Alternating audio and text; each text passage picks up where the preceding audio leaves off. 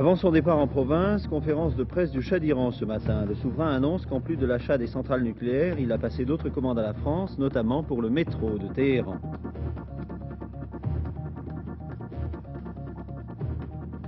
Le président Nixon arrive à Moscou après avoir signé la nouvelle charte atlantique hier. Le troisième sommet américano-soviétique sera marqué par la conclusion de plusieurs accords. Avant les vacances, un avantage pour les automobilistes parisiens, le tunnel de Saint-Cloud et l'autoroute de l'Ouest sont maintenant directement reliés au boulevard périphérique. Le départ du 61e Tour de France cycliste, sera donné cet après-midi à Brest. Les 130 concurrents disputeront un prologue pour l'obtention du maillot jaune. Mesdames, Mesdemoiselles, Messieurs, bonjour. Réunion cet après-midi à 15 h au Palais de l'Élysée du Conseil des ministres. De nombreuses décisions doivent être arrêtées. Le gouvernement mettra au point sans doute les modalités d'application des augmentations exceptionnelles d'impôts annoncées récemment pour lutter contre l'inflation. Il procéderait à une révision des signes extérieurs de richesse qui seraient dorénavant plus nombreux pour empêcher la fraude. Plusieurs décisions d'économie budgétaire doivent être prises, concernant notamment l'avion Concorde, l'avion Mercure de la compagnie Dassault qui jusqu'à présent n'a trouvé qu'un seul client. Enfin, une décision serait prise pour le paquebot France, dont le déficit coûtera cette année aux contribuables 100 millions de francs, soit près de 2 francs à chaque Français. La visite officielle du Shah et de la Shahbanou a pris fin hier soir. Les souverains iraniens se trouvent maintenant encore pour quelques jours à titre privé en France. Le Shah a tenu ce matin une conférence de presse, je viens de le dire, dont vous verrez le compte-rendu dans un instant, avant d'entreprendre un voyage en Haute-Provence qui conduira le couple impérial à Nîmes, Arles, au Beau-de-Provence et à Avignon. L'empereur et l'impératrice d'Iran sont partis par avion il y a quelques instants pour Nîmes. Vendredi, le Shah d'Iran visitera le centre nucléaire de Markouz. Et ce matin ont été signés 2 accords franco-iraniens dans les secteurs nucléaires et financiers. L'accord nucléaire, d'abord, il a été signé ce matin au Quai d'Orsay par M. Jean Sauvagnargues et son homologue iranien. Il s'agit d'un accord de coopération technique et industrielle pour l'utilisation pacifique de l'énergie nucléaire. Et puis, rue de Rivoli, M. Jean-Pierre Fourcade et son collègue iranien ont signé de leur côté un accord financier. Cet accord prévoit que le gouvernement iranien va déposer auprès de la Banque de France une somme d'1 milliard de dollars, soit environ 5 milliards de nos francs. Ce dépôt important représente un acompte pour tous les travaux que la France va effectuer en Iran. Les travaux qui sont donc prévus par cet accord de coopération économique entre la France et l'Iran qui a été conclu au terme de 3 jours d'entretien entre le président Giscard d'Estaing et le Shah d'Iran. Voyons donc rapidement maintenant les grands chapitres de cet accord. Tout d'abord, les centrales nucléaires. La France va donc construire en Iran 5 centrales nucléaires. C'est un accord qui porte sur une somme globale de 6 milliards de francs. Les travaux devraient s'étaler sur une dizaine d'années. La capacité globale de ces centrales nucléaires sera de 5000 mégawatts. Ensuite, une décision qui n'était pas prévue par l'accord cadre signé en février dernier. La France va donc construire le métro en Iran, à Téhéran pour commencer, mais pas seulement à Téhéran, éventuellement dans d'autres villes iraniennes. C'est un accord qui porte sur une somme de 3 à 5 milliards de francs avec une possibilité d'extension de ces travaux français la mise en place du réseau d'autobus en Iran. Troisième accord concret, la France va construire en Iran une usine d'aciers spéciaux pour une valeur de 150 millions de francs. D'autres projets précis ont été évoqués, la construction par la France d'une usine de liquéfaction de gaz, la construction de 12 tankers par la firme Gazocéan, et puis la participation française, c'est une décision très importante, la participation française à la construction du gazoduc qui ira d'Iran en Turquie. C'est un accord qui porte également sur une somme de 3 milliards de francs. Au total, tous ces accords portent sur un chiffre de 20 à 22 milliards de francs environ, c'est-à-dire beaucoup plus que l'accord qui avait été conclu en février dernier. D'autres projets possibles ont été évoqués par le président Giscard d'Estaing et le Shah d'Iran. Ils concernent la participation française à la construction d'un aéroport à Téhéran, de complexes pétrochimiques, de construction de logements, d'hôpitaux, le procédé télévision SECAM, la mise en place de centres agro-industriels, etc. En ce qui concerne les armements, l'Iran va acheter à la France des vedettes. Et puis reste bien sûr le problème du Concorde. Là, il n'y a pas de décision concrète. Le Shah d'Iran a simplement indiqué ce matin qu'il mettait un certain nombre d'espoirs dans cet avion et qu'il pensait que Concorde volerait bientôt et qu'il pourrait se développer sur le plan commercial. En contrepartie de tout ça, bien sûr, la France va développer ses achats de pétrole en Iran. On ne connaît pas les détails de cette augmentation d'approvisionnement en Iran. Je vous propose maintenant de suivre les grands passages de la conférence de presse qu'a tenue le Shah d'Iran ce matin à Versailles. Nous rejoignons sur place Léon Zitrone qui assistait à cette conférence de presse. C'est au palais du Grand Trianon à Versailles que le Shah, juste avant de partir pour la province, a reçu les journalistes. Répondant à une question que je lui avais posée, il m'a dit que les accords auxquels l'Iran et la France venaient de parvenir en 3 jours de discussion étaient plus importants que ce à quoi le Shah s'attendait en arrivant à Paris lundi. Thème abordé dans plusieurs questions, le prix du pétrole. Non, dit le Shah, il ne peut pas être considéré comme trop cher à une époque où le blé et le ciment, par exemple, ont quadruplé de prix en quelques années. Quoi qu'il en soit, et les choses étant ce qu'elles sont, voici ce sur quoi peut déboucher la coopération franco-iranienne. C'est une réponse à une question posée par mon confrère Panchnier de RTL. Si vous nous achetez, comme vous dites, le pétrole plus cher, nous allons vous acheter aussi au maximum tout ce que vous pourrez nous fournir pour faire marcher vos industries, pour faire travailler vos travailleurs, pour faire tourner la roue de votre économie. Qu'est-ce que nous pouvons acheter en France? D'abord, vos centrales nucléaires. Vous êtes en avance dans cette voie. C'est avec plaisir que nous le faisons. Nous pourrons acheter d'autres choses. Nous avons décidé en principe qu'avec des prix compétitifs internationaux, l'Iran va prendre la France comme partenaire pour ses réseaux souterrains, ça veut dire le métro.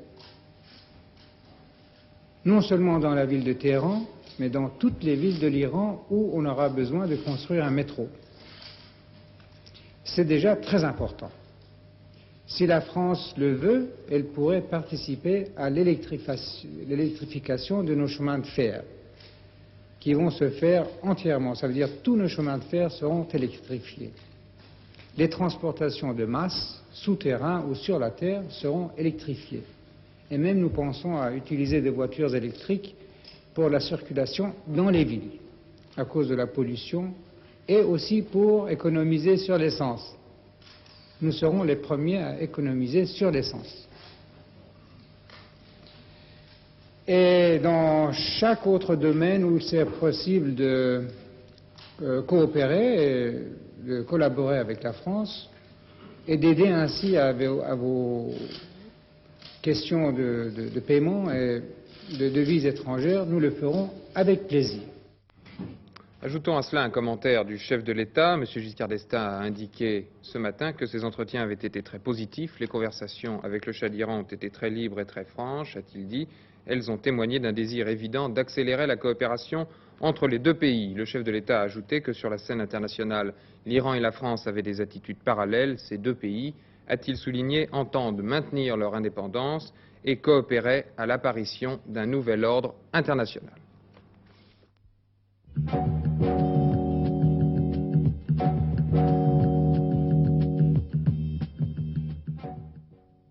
Après avoir rencontré personnellement la plupart des représentants de l'Alliance Atlantique, le président Nixon a quitté ce matin Bruxelles pour Moscou, où il doit arriver dans quelques instants. Le voyage de M. Nixon en Union soviétique durera jusqu'au 3 juillet. Avec la signature de la nouvelle charte atlantique qui consacre le leadership de son pays au sein de l'Alliance, M. Nixon dispose d'un atout important au moment où il essaie de relancer la politique de détente entre les deux superpuissances. Par contre, l'affaire Watergate et la menace de destitution qui pèse sur le président Nixon affaiblissent sensiblement son prestige aux yeux des soviétiques. Il ne faut donc pas s'attendre à des résultats spectaculaires tels que la signature d'un accord permanent sur la limitation des armes stratégiques offensives. À Moscou, on se prépare, dit-on, à accueillir le chef d'État américain avec plus de réserve qu'en 1972. Les succès de la diplomatie américaine au Proche-Orient, par exemple, ont largement contribué à ce refroidissement.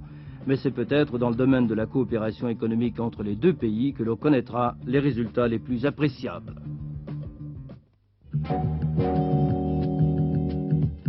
Remplis sur place, 3 millions de bouteilles vendues chaque année, en vertu d'une convention commerciale passée avec l'Union soviétique il y a 2 ans, c'est le coup de maître réussi par une grande firme de boissons gazeuses américaine. À ce rythme, la génération pétillante des publicités télévisées, ce sera peut-être demain la jeunesse soviétique. C'est un symbole frappant. Mais dans la foulée du président Nixon à Moscou au printemps 72, c'est tout le capitalisme américain qui a pu espérer suivre. En 1971, les exportations américaines vers la Russie atteignaient à peine 20 millions de francs par an. Cette année, elles auront été multipliées par 15. En 1972, l'Amérique vend à la Russie le quart de sa production de blé, à un prix battant toute concurrence, puisqu'au terme des livraisons, le cours mondial est 5 fois plus élevé. Paradoxe, c'est maintenant l'Amérique qui souffre de pénurie, avec comme conséquence une forte hausse des prix alimentaires.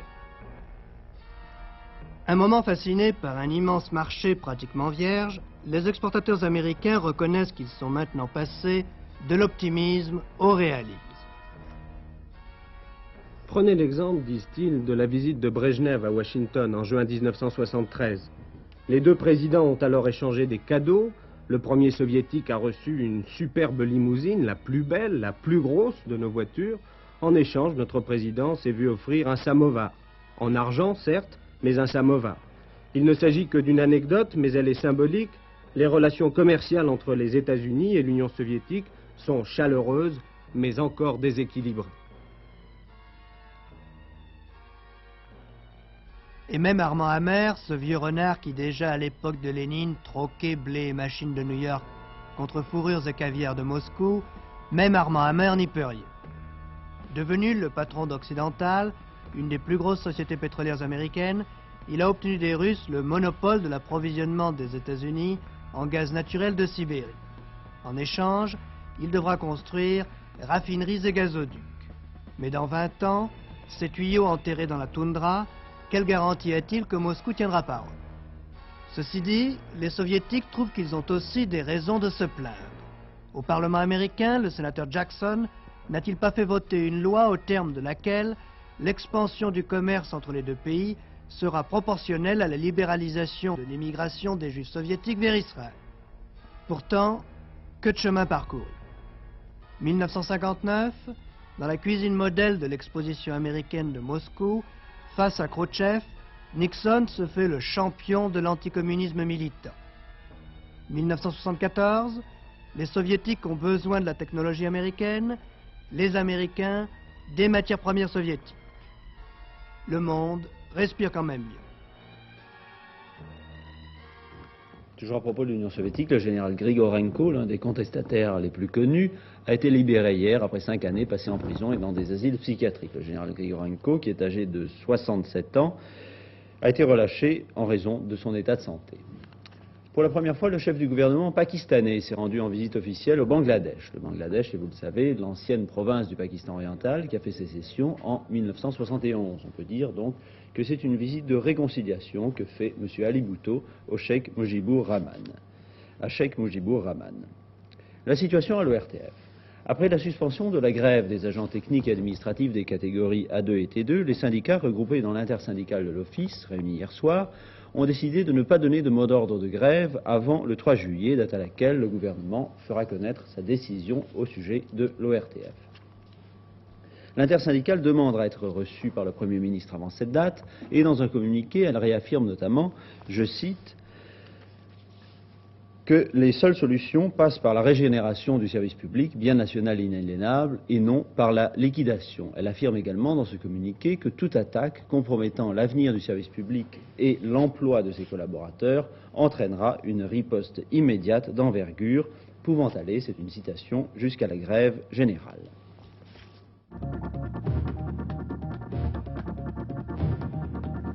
Le blocage des loyers prendra fin le 30 juin, mais ceux-ci ne sont pas totalement libres pour les logements réglementés. Hausse maximum 9% pour la catégorie 2A, c'est-à-dire les appartements de bon standing, 6,8% pour les autres catégories. L'allocation logement va être elle aussi augmentée le 1er juillet. Triste mois de mai pour les constructeurs d'automobiles. Ils ont vendu 10% de moins de voitures que pendant la même période l'année dernière. La reprise que l'on avait annoncée en avril n'a donc pas tenu ses promesses.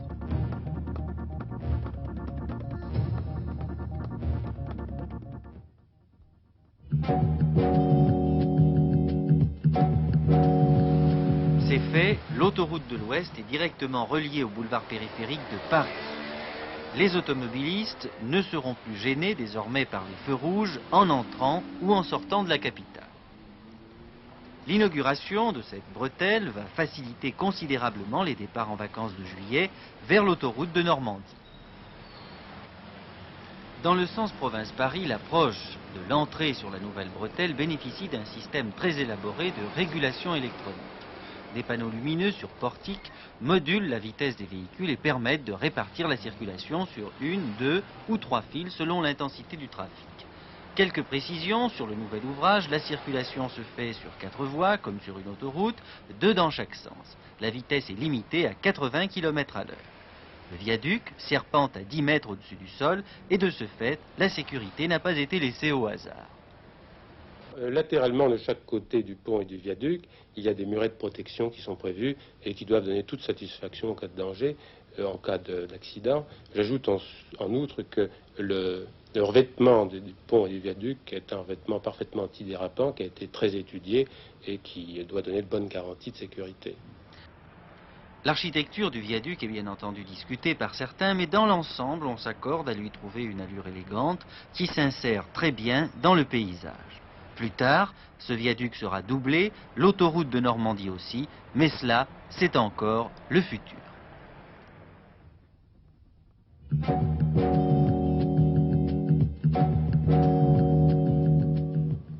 La Cité Fleurie, c'est 29 ateliers d'artistes dans le 13e arrondissement de Paris.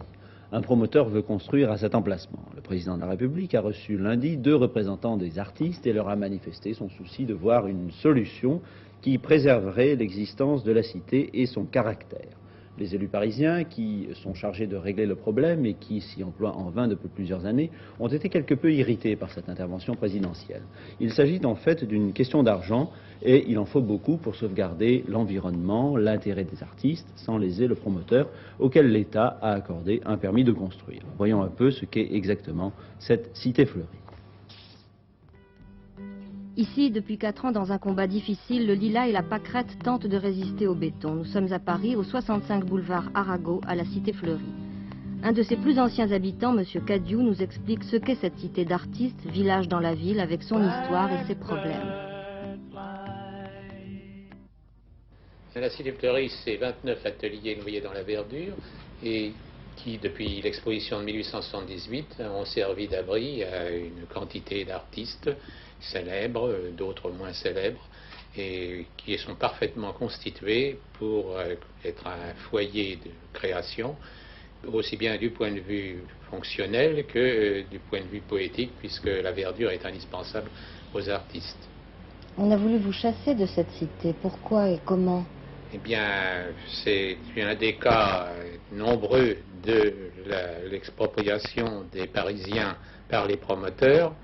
Nous étions là, moi, en ce qui me concerne, depuis 38 ans, et la plupart de mes camarades depuis aussi longtemps. Nous avons fait toute notre vie dans cette cité, nous y avons eu nos enfants qui ont joué dans les jardins, et tout d'un coup, on vous annonce qu'il faut partir, que les promoteurs veulent construire une cité pour les riches de 80 mètres de long, sur 16 mètres de large, et que le jardin va être passé au bulldozer.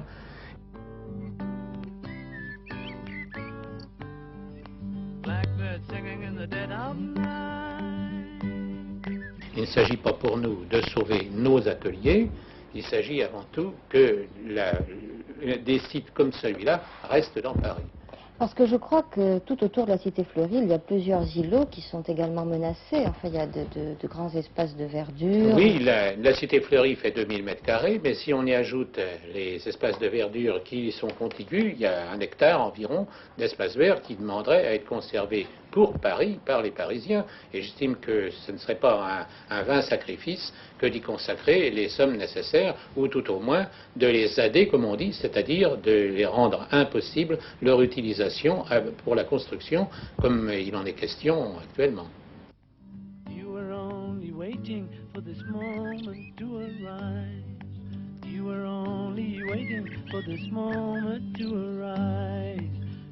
Les 30 000 Parisiens qui sont venus ici nous ont accordé leur signature pour la pétition, Et je serais très étonné qu'une pétition contraire pour défendre les intérêts du promoteur aurait obtenu un chiffre équivalent ou même comparable, si peu que ce soit. Blackbird singing in the dead of night. Take these broken wings and learn to fly.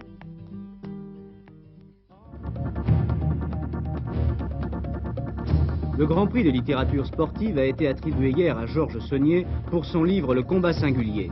Ce prix, créé en 1938, est décerné chaque année par l'Association des écrivains sportifs, parmi lesquels on compte Paul-Émile Victor et Jean Borotra. Georges Saunier, le lauréat, est à la fois alpiniste et écrivain. Frison Roche, Jules Ladoumègue et Bernard Moitessier figurent parmi les précédents lauréats.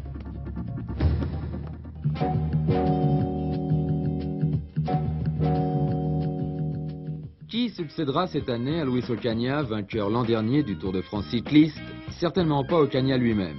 Le champion espagnol ne prendra pas le départ de l'épreuve cet après-midi à Brest, privant ainsi les spectateurs du duel qu'il s'apprêtait à livrer contre Eddy Merckx. Le champion belge, lui, sera là, rêvant d'égaler cette année le record établi par Jacques Anquetil, remporté 5 fois la grande boucle. Une fois de plus, la question est posée.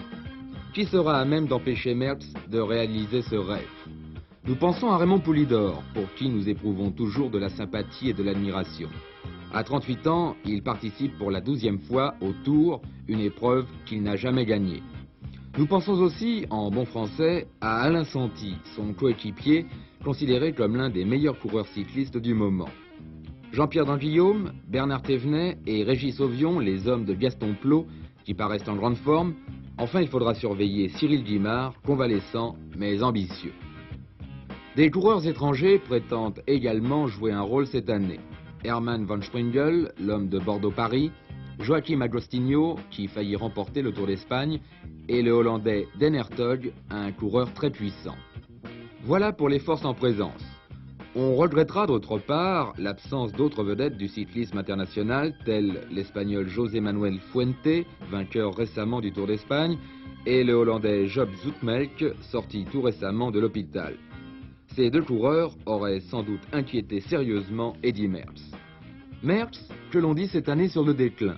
Il n'en a pas moins remporté le Tour d'Italie et demeure une fois de plus le favori de ce 61e Tour de France cycliste. Les 130 engagés disputeront aujourd'hui à Brest le prologue contre la montre afin que l'un d'entre eux endosse le maillot jaune. Puis dès demain entameront leur périple, divisé cette année en 22 étapes. Ils sortiront 3 fois du territoire pour courir en Angleterre, en Belgique et en Espagne, et l'arrivée sera jugée à Paris le 21 juillet. Oui, une dépêche de dernière minute nous apprend que l'état de santé d'Eddy Merckx inquiète quelque peu son entourage. Son médecin, qui l'aide à cicatriser une plaie, demeure cependant optimiste, nous dit-on.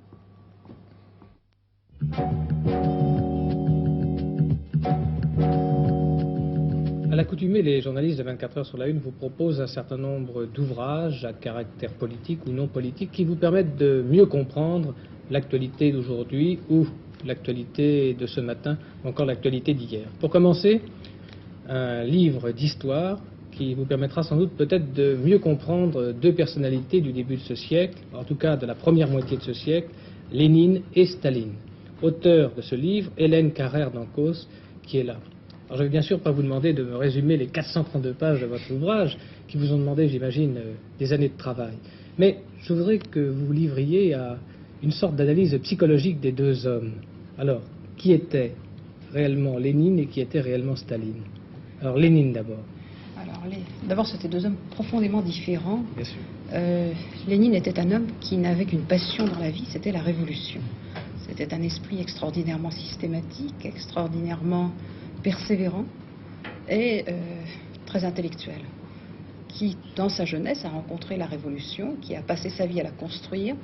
Et je crois que c'était un révolutionnaire d'un type spécial, c'est-à-dire qu'il, pour lui, être révolutionnaire, c'était faire la révolution, ça n'était pas en parler.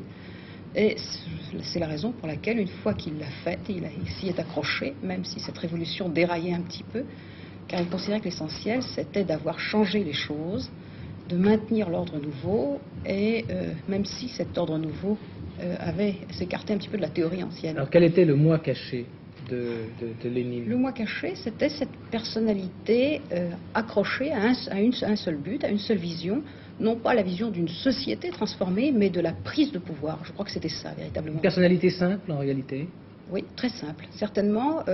Mais en même temps, la fin de sa vie le montre, un homme beaucoup moins schématique et dur qu'on l'a pensé, un homme qui a toujours été très ouvert, prêt à reconnaître ses erreurs, prêt à revoir ses idées. Et à la fin de sa vie, un homme qui a découvert non seulement la Révolution, mais les hommes, les malheurs des hommes, qui était profondément humaniste. C'est un petit peu différent de l'image simplette qu'on en trace d'un homme qui a voulu la Révolution et qui a tout écrasé sur son passage. Je crois que... Staline, maintenant. Alors Staline, c'est plus compliqué. C'est certainement un personnage qu'on peut approcher plutôt par la psychanalyse que par l'étude livresque. Hélas, il est mort et il faut se référer surtout aux témoignages de ses contemporains. Je crois qu'un des témoignages qui éclaire le plus Staline, c'est celui de l'unique témoin de son existence que nous ayons connu, c'est sa fille. Même si ce témoignage est assez passionnel. C'est un homme qui s'est toujours identifié à quelque chose, qui a toujours cherché un modèle et qui s'est efforcé d'y ressembler. Alors quel était ce modèle? Alors ce modèle, au début de sa vie, c'est son premier pseudonyme, Koba, c'était un nationaliste géorgien. Et il s'est identifié à une sorte de héros légendaire, une sorte de Zorro, redresseur de tort, défenseur des droits nationaux de son peuple. J'imagine que c'est quand même un petit peu plus compliqué. Non, attention, c'est la première période de sa vie. Et puis, il a rencontré le parti bolchevique, il a rencontré Lénine, il a été marqué par lui d'une façon très profonde. Il a admiré Lénine? Énormément. Énormément, même si on affirme le contraire maintenant, même si un historien comme Medvedev dit qu'il a toute sa vie menti. Medvedev en fait un menteur et un simulateur. Je pense pour ma part que ce n'était pas un simulateur, que sa sincérité, même s'il a menti constamment, mais il mentait parce qu'il avait d'abord construit un personnage. Il s'est identifié à Lénine, il est devenu plus russe que n'importe quel russe, plus russificateur que ne l'avaient été tous les souverains de la Russie. Et il s'est vu le continuateur de Lénine. Alors pour maintenir cette image, eh bien, à partir de là, il a menti, il a truqué beaucoup de choses. Mais je crois qu'il y avait une extraordinaire part de sincérité dans ce personnage qu'il a construit. Bien, pour en savoir davantage et mieux connaître la personnalité donc, de Lénine et de Staline, je vous conseille vivement de lire ce livre très riche, L'URSS de Lénine à Staline, par Hélène Carrère d'Ancos, chez Richelieu Bordas. Un autre livre qui vous permettra de mieux connaître encore Lénine, c'est un récit écrit par Émile Belzner aux éditions Hachette, Le train de la Révolution. C'est un train qui est parti au petit matin de Sibérie pour se rendre à Moscou, et dans ce train, il y avait un certain nombre d'hommes politiques qui avaient été faits prisonniers, qui étaient en Sibérie, dont Lénine. Donc un livre très intéressant, un récit riche et vivant. Pour connaître encore, si vous voulez, mieux l'histoire de la période d'avant la Deuxième Guerre mondiale, un ouvrage sur l'Allemagne nationale-socialiste, avec bien sûr la personnalité d'Hitler au travers de ce récit. Je vous le signale au passage, voici Hitler et l'Allemagne nazie par Madame Marlis Steiner aux éditions Richelieu Bordas. Nous arrivons maintenant à un problème, disons, plus contemporain qui nous touche de plus près, le pétrole dans la stratégie mondiale, Jean-Jacques Bérébi. Alors, le pétrole, Jean-Jacques Bérébi, reste-t-il l'arme absolue de la politique d'aujourd'hui? Oui, certainement. Je crois qu'il l'a toujours été. Simplement, on n'en était pas conscient. C'est un des drames pour les personnes qui, comme nous, suivions les événements pétroliers au jour le jour depuis au moins une vingtaine d'années. C'est de se rendre compte que les hommes politiques n'étaient pas du tout conscients de l'importance du pétrole dans la stratégie mondiale. J'ai écrit mon livre avant la guerre de Kippour et pour jeter un cri d'alarme en raison de ce qui devait arriver, et ce qui devait arriver est arrivé entre-temps. Alors aujourd'hui, quand même, tout le monde a conscience que le pétrole est une arme importante. Oui, parce une arme économique. Il n'y a plus de guerre, je pense, classique possible. Actuellement, toutes les guerres sont primordialement économiques et le pétrole est véritablement d'abord l'arme absolue et puis ensuite, parce qu'il sécrète des richesses énormes, l'arme économique par excellence, l'arme financière également. Quand vous pensez que seulement dans les 6 années à venir, d'ici à la fin de la décennie, les pays producteurs de pétrole auront amassé 3 fois les réserves de change de tous les pays riches de la planète, cela vous donne une idée de l'ampleur du problème, et ça va continuer. Alors, très souvent on se demande que vont-ils faire de cet argent? Eh bien, tout le monde se le demande et la question n'est absolument pas résolue. en particulier parce que les pays arabes ne sont pas prêts à investir sans un rendement sûr, parce qu'il n'y a pas d'activité humaine qui puisse absorber tout cet argent. Et c'est un des problèmes, parce que est-ce que ces pays vont continuer à produire du pétrole en quantité suffisante, ou bien est-ce qu'ils vont arrêter de le produire parce qu'ils auront trop d'argent? Jean-Jacques Béribi, merci. Donc, pour en savoir davantage et connaître toutes les hypothèses avancées par Jean-Jacques Béribi, je vous conseille son ouvrage « Le pétrole dans la stratégie mondiale » chez Casterman. Il y a un instant, Jean-Jacques Béribi faisait allusion à la guerre du Kippour. Je vous propose de lire attentivement le récit des envoyés spéciaux du Sunday Times sur le champ de bataille et dans les capitales du Moyen-Orient, donc en octobre dernier. C'est un ouvrage qui est paru aux presses de la Cité sous le titre, très simple d'ailleurs et évocateur, « La guerre du Kippour ». Ainsi se termine notre bibliothèque d'aujourd'hui. Je vous remercie de votre attention.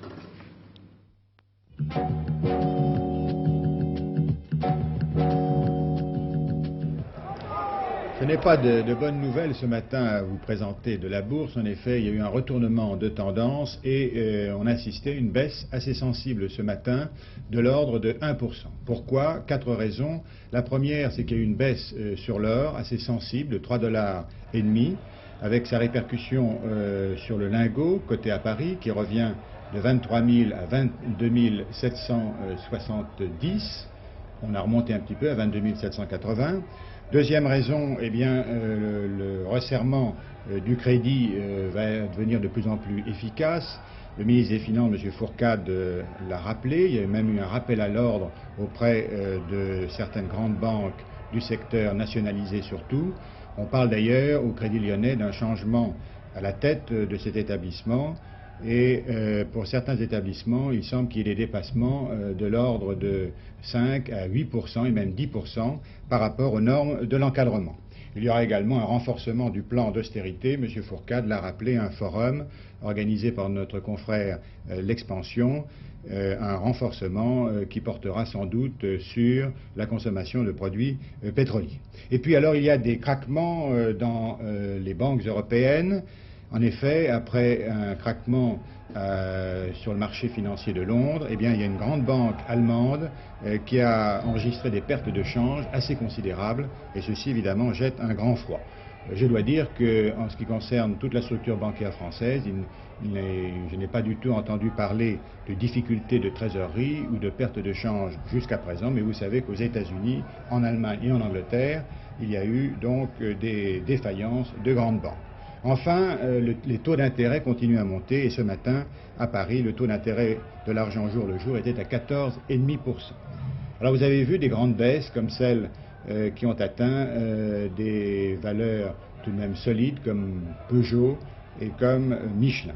En ce qui concerne Citroën, la société déclare que depuis le début de l'année, exactement pour les 4 premiers mois, elle a enregistré une perte d'exploitation de 200 millions. Ceci, bien sûr, en liaison avec la crise de l'énergie, alors que pour la même époque l'année dernière, elle avait réalisé un profit de 100 millions. Enfin, il y a un démenti. On avait parlé de négociations entre Chrysler, Simca et Renault pour une reprise de Chrysler par Renault. Ceci est inexact. Cela dit, les grandes sociétés françaises continuent à investir. Une société comme Saint-Gobain-Pont-à-Mousson annonce un plan d'investissement de 5,5 milliards. C'est le chiffre le plus élevé réalisé par les deux sociétés fusionnées, Saint-Gobain et Pont-à-Mousson, ce qui montre tout de même qu'on reste optimiste, résolument optimiste pour l'avenir. Voici pour les valeurs étrangères, des baisses aussi sur les valeurs américaines comme la General Motors ou le Crédit Foncier franco-canadien. Enfin, une précision, Moulinex va diviser ses titres en 10, ce sera donc une valeur beaucoup plus accessible pour le grand public. Voilà pour la Bourse de Paris. Merci, bien ce journal est également terminé. Je vous donne rendez-vous pour les prochaines informations à 19h45. Et en attendant, je vous souhaite de passer une excellente après-midi. Au revoir.